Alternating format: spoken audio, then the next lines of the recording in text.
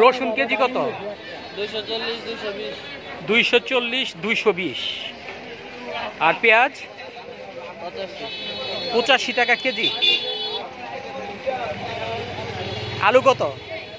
আলু 55 আলু 55। আদা 290 এটা কি দেশি? 290 টাকা যেটা আদা ইন্ডিয়ান। দেশিটা কোনটা? দেশি বেশিটা নাই। আর ডিম কত করে হালি?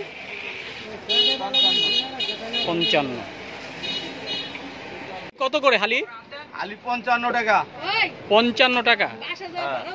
তাহলে এই 100 তাহলে কত? 100-র দাম 1320 টাকা। 1320 টাকা। তাহলে খুচরা মূল্য কত পড়লো? 13 টাকা 20 পয়সা। 13 টাকা 20 পয়সা পড়লো খুচরা মূল্য। এটা কবে থেকে দামটা বাড়লো? এই আজকে কদিন ধরে তো বাড়ছে, আজকে আরো বাড়ছে 30 টাকা। আজকে 30 টাকা বেড়েছে। হ্যাঁ।